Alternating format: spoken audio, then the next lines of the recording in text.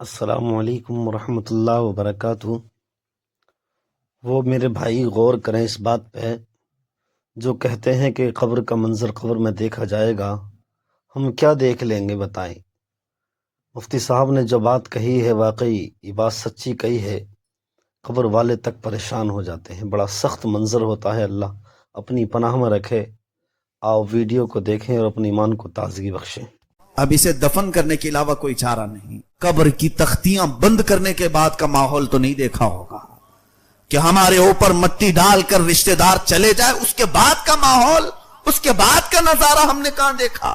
پیٹ کا پانی ناک سے باہر آنے لگتا۔ ہماری میتوں کا یہ حال ہے۔ اے میرے عزیزو، ہمارا جسم بہت ہی کمزور ہے۔ ہم کو اللہ تعالیٰ نے جس جسم کا مالک بنایا ہے، اس جسم کو میں نے دیکھا ہے۔ بہت سارے گھروں پر جب ہم کو جانے کا اتفاق ہوا کہ فلاں کا آج انتقال ہوا ہے، ہم جاتے ہیں تعزیت کے لیے، دیکھا جس جسم کو وہ بہت بنانے کی کوشش کیا کرتا تھا، ایسے نوجوان بھی۔ مجھے یہ باتیں بولنے کا اس لیے آج موقع ملا کہ چند روز قبل یا چند دنوں پہلے ایک علاقے میں جانا ہوا تھا، 2 نوجوان پانی میں ڈوب کر مر چکے تھے، ان کی لاشیں گھر لائی گئی تھی، صبح ڈوبے دوپہر میں مل گئے، صرف 6 گھنٹے کی بات تھی، گھر میں لایا گیا اور پھر باڈی رکھی گئی۔ اللہ اکبر، گھر میں داخل ہونے کی ہمت نہیں تھی، اتنی سخت بدبو پھیلی ہوئی تھی۔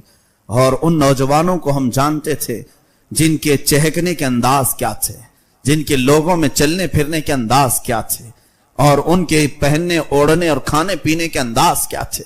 وہ اپنے زمانے کے بہت ہی خوبصورت لوگ سمجھے جاتے، اور اپنے جسم پر جنہوں نے بہت پیسے خرچے کیے اپنے جسم کو بنانے کے لیے، اور آج وہ بے جان لاشیں گھروں میں پڑے تھے تو ناک بند کر کے لوگ دیکھ رہے تھے اور جا رہے تھے۔ پانی میں ڈوب کر مر گئے اور لا کر لاشیں رکھی گئی۔ یہی جسم کا ہمارا حاصل ہے۔ ہمارے جسم کا خلاصہ یہی ہے کہ ہمارے والدین جو ہماری پیشانی پر پسینہ بھی نہیں دیکھنا چاہتے، وہ بھی موت کے بعد اپنے گود میں نہیں رکھ سکتے، واپس بھیج دیتے ہیں، لے جاؤ۔ اب اسے دفن کرنے کے علاوہ کوئی چارہ نہیں۔ کرنٹ کی پیٹی میں برف میں رکھ کر کے بھی زیادہ دن ہم گھر میں نہیں رہ سکتے۔ ہمارے جسم کا خلاصہ اور حاصل یہی ہے، ہماری زندگی کا فائنل اینڈنگ یہی ہے کہ یہ جسم اتنی ہی دیر کا ہے کہ اگر مولا نے صرف ہماری رگ کو روک دیا تو پھر سڑن شروع ہوتی ہے، بدبو شروع ہوتی ہے۔ ہماری ناک میں، ہمارے کانوں میں روئی اس لیے ٹھونس دی جاتی ہے کہ پیٹ کا پانی ناک سے باہر آنے لگتا ہے۔ یا اللہ، اتنے دن دنیا میں سوتے رہے، کبھی ہمارے پیٹ میں سے پانی باہر نہیں آیا، یہاں چند گھنٹے ہوئے کہ جان گئی، ہماری ناک سے اندر کا پانی باہر آنے لگا۔ کانوں میں روئی ڈال کر کے رکھو میتوں کو، اس لیے کہ تمہارے پیٹ کی سڑن کانوں سے بھی نکل سکتی ہے، ناک سے نکلتے ہوئے تو دیکھا ہے، منہ سے نکلتے ہوئے دیکھا ہے، اور اسی لیے کہا گیا جلدی اسے قبرستان کے حوالے کرو کہ اور زیادہ شرمندہ نہ ہونے پائے، اور زیادہ یہ موتا رسوا ہونے نہ پائے۔ ہمارے سب کے جسموں کا خلاصہ یہی ہے، ہمارے سب کے جسموں کا حاصل یہی ہے، اور اس کے باوجود ہم شہوتوں کو اس قدر عزیز رکھتے ہیں، اس قدر ہم لذتیں حاصل کرنے میں ہیں۔ اس جسم کو دنیا والوں نے تو دیکھا، بڑے آہستہ سے غسل دو، اس لیے کہ میت کو زیادہ ہلاؤ گے ڈلاؤ گے تو پھر اور کچھ گندگیاں ہونے کے چانسز ہیں۔ آج میں کھل کر کے بول رہا ہوں، صرف اس لیے کہ میتوں کا احترام کرتے ہوئے ہم جو مسئلے بتاتے ہیں کہ غسل بڑے آرام سے دینا چاہیے، میت کو تکلیف ہوتی ہے، یہ ایک تصویر کا رخ ہے۔ دوسرا معاملہ اصل یہ ہے کہ اس کی گندگی بھی نکل سکتی ہے۔ ہم یہ عزت و احترام میں نہیں بات کرتے، ہم صرف یہ کہتے ہیں کہ تکلیف ہوگی اس لیے آرام سے کرو۔ حقیقی بات تو یہ ہے کہ تمہارے ہلانے جلانے سے اور بہت کچھ چیزیں ہو سکتی ہیں۔ ہماری میتوں کا یہ حال ہے، اور ہم ابھی قبرستان گئے نہیں تب ہمارے جسموں کا یہ حال کہ 12 گھنٹے سے زیادہ ہمارے لاشوں کو گھر والے رکھتے نہیں۔ اور اس کے بعد تم نے کبھی آج تک قبر کی تختیاں بند کرنے کے بعد کا ماحول تو نہیں دیکھا ہوگا کہ ہمارے اوپر مٹی ڈال کر رشتہ دار چلے جائے، اس کے بعد کا ماحول اس کے بعد کا نظارہ ہم نے کہاں دیکھا؟ یہ تو لاشیں گھروں میں دکھانے کے لیے رکھے جاتے ہیں تب کی حالت ہے. بند کیے جانے کے بعد سب سے پہلے اس کی ناک سڑن شروع کرتی ہے اور اس کی زبان پھر گلنے لگتی ہے، اور اس کے بعد سب سے زیادہ جو میت کی تکلیف دہ چیز ہے اس کی شرمگاہ کا سڑنا اور گلنا، جس کی لذتوں کے لیے اس نے دنیا کو کیا کیا کر دیا، اپنے پیسے پانی کی طرح بہایا. اور یہ زبان اور یہ شرمگاہ قبر میں سب سے زیادہ بدبو پیدا کرتے ہیں، سب سے زیادہ ہولناکی قبر میں پیدا کرتے ہیں.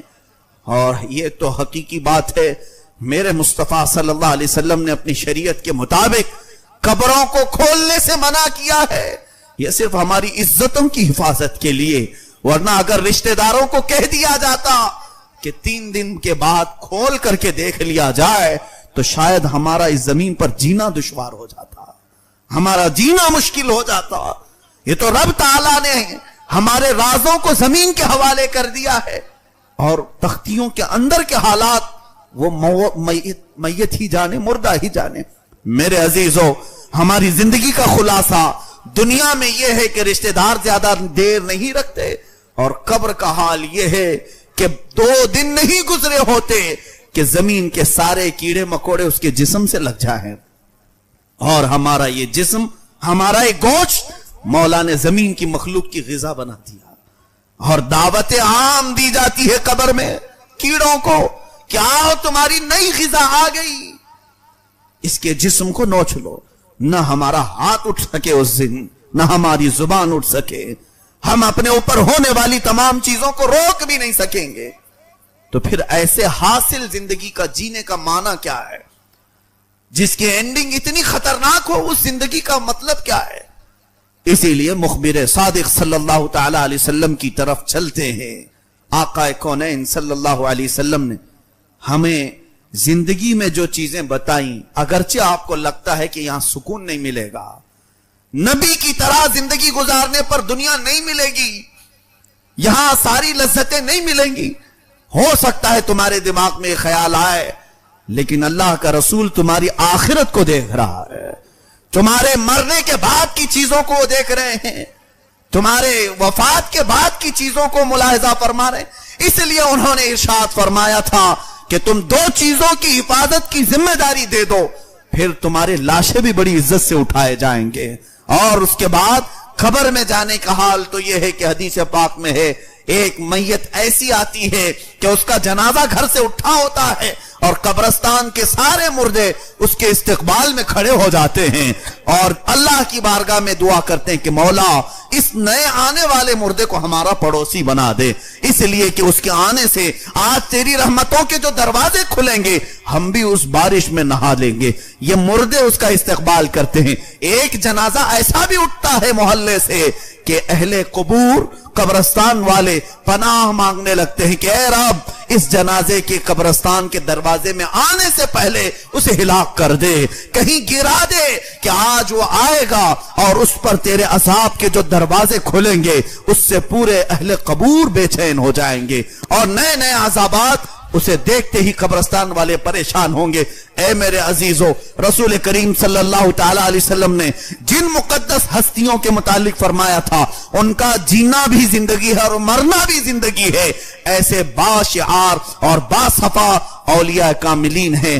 دیکھو آج ہمارا ایک عقیدہ ہے، اولیاء کاملین ہوں، صحابہ و تابعین ہوں، شہداء کرام ہوں، آج بھی ان کی قبریں کھولی گئیں تو وہ اسی طرح صحیح و سلامت موجود تھے.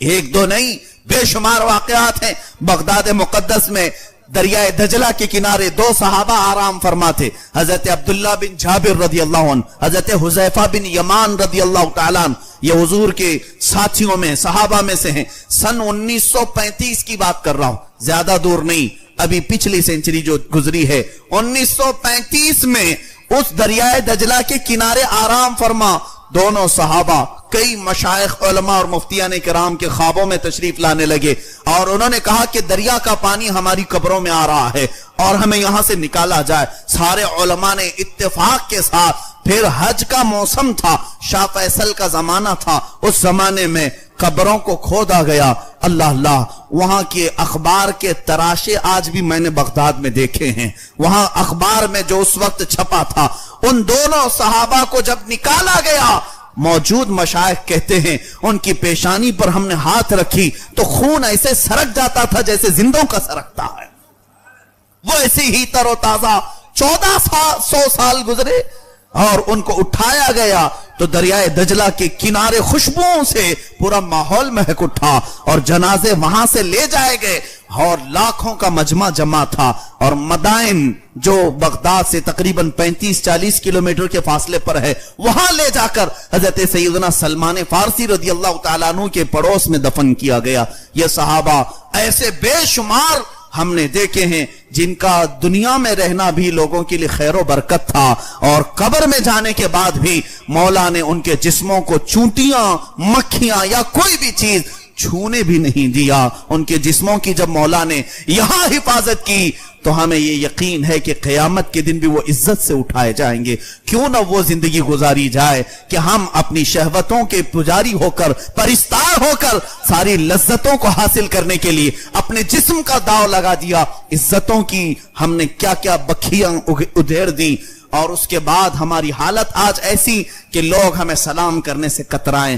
اللہ اکبر. چند دنوں قبل ہم جس جنازے کو ابھی کندھا دے کر کے آ رہے ہیں، تاج الاسلام والمسلمین حضور سیدی تاج الشریعہ رحمت اللہ تعالی علیہ، وارث علوم اعلی حضرت فاضل بریلوی کا ایک سچا جانشین جو اس دنیا سے ابھی رخصت ہوا، اور ان کی زندگی کو ہم نے دیکھا. لاکھوں پروانے بنا کر کے ایک شمع گئی ہے، اور ایسے کہ ہزاروں کو توبہ کرنے پر آپ نے ایسا اپنی زندگی کا ماحول بنایا تھا کہ لوگ چہرہ دیکھ کر توبہ کر لیا کرتے تھے. ان کی زندگی کی تفصیلات آپ نے سن لی، مگر فقیر ان کے جنازے میں حاضر رہا. جمعہ کے دن شام میں 7-7:30 بجے کے قریب آپ کی روح قبض انصری سے پرواز کر گئی. جمعہ کے دن شام 7:30 بجے کے قریب. اس کے بعد سے لے کر سنیچر کا دن گزرا، پھر پورا دن، پھر جمعہ کی رات، سنیچر کی رات، سنیچر کا دن اور اتوار کا دن، تقریباً 40 گھنٹے اس مقدس لاشے کو گھر میں رکھا گیا. اس جسم میں کوئی ٹس سے مس چیز نہیں ہوئی. یہ الحمدللہ ہم نے دیکھا. چہرہ ویسے ہی جلال اور جمال کا سنگم نظر آ رہا تھا، اور لوگ بے تحاشا اس چہرے کو دیکھنے کے لیے ٹوٹ پڑ رہے تھے. 40 گھنٹے کے بعد جس وقت جنازہ اٹھایا گیا تو جسم ایسے ہی ہل رہا تھا جیسے زندوں کا ہلتا ہے. یعنی مرنے کے بعد تو بدن کڑک ہو جاتا ہے، ٹائٹ ہو جاتا ہے، کسی کا جسم مردے کا ہلتا نہیں. لیکن جس وقت جنازے کو ہم اٹھائے تھے تو پورا جسم ان کا جس طرح ملائم تھا، ہاتھ کی چمڑیاں، پیٹ کی چمڑیاں تھوڑے سے گاڑی کے دھڑکے سے ویسی ہی ہل رہی تھی جیسے کوئی زندہ سویا ہوا اور ہل رہا ہو.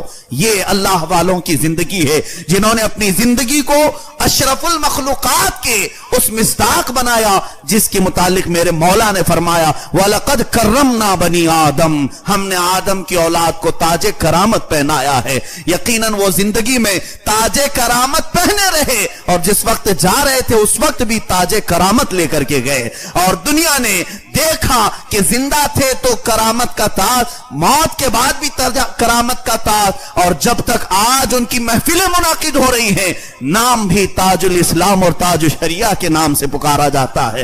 اللہ تعالیٰ ایسے بندوں کی زندگی کو ختم نہیں فرماتا. زندگیاں گزر جاتی ہیں، صدیاں بیت جاتی ہیں، لیکن ان کے نام قیامت تک باقی رہ جاتے ہیں. اے میرے عزیزو، آؤ مصطفیٰ کریم صلی اللہ علیہ وسلم کی حیات طیبہ میں ہی ہماری زندگی کا راز ہے. اگر ہم نے ان کی زندگی پاک سے ذرا برابر بھی گردش کی، منہ موڑا، تو پھر ہمارا وہی حشر ہوگا جو میں نے ابھی کہا. سڑا دیے جاؤ گے، ختم کر دیے جاؤ گے، عزتیں مار دی جائیں گی، لٹ جاؤ گے، اور پھر قبر و حشر کا حال کیا ہونا ہے یہ اللہ جانے. کامیابی کا راز علامہ اقبال نے ہمیں سچی بات کے طور پر یوں کہا تھا کی محمد سے وفا تُونے تو ہم تیرے ہیں، یہ جہاں چیز ہے کیا لوح و قلم تیرے ہیں، اٹھو قوت عشق سے ہر پست کو بالا کر دو، اے نوجوانوں اٹھو قوت عشق سے ہر پست کو بالا کر دو، دہر میں نام محمد سے اجالا کر دو، نہیں تیرا نشیمن قصر سلطانی کے گنبد پر، تم شاہین ہو بسیرا کرو پہاڑوں کی چٹانوں پر۔ اللہ ہمیں پاکیزہ زندگی عطا فرمائے، حیا کی زندگی عطا فرمائے، ہم سب کو غلاظتوں اور رذالتوں سے محفوظ فرمائے، مولا ہماری زبانوں اور شرمگاہوں کی حفاظت نصیب فرمائے۔ قدیر و جبار خدا ہم سب کو برے ماحول اور بری آفتوں سے محفوظ فرما، اس پورے معاشرے کو مولا جس طرح تو نے ہم سب کی پیشانیوں کو اپنی بارگاہ میں جھکنے کے لیے قبول کیا، قدیر و جبار خدا ہمارے جسموں کو دوسری لذتوں سے نا آشنا کر دے۔ اے کریم خدا ہم سب کو جنت کے راستے پر چلا۔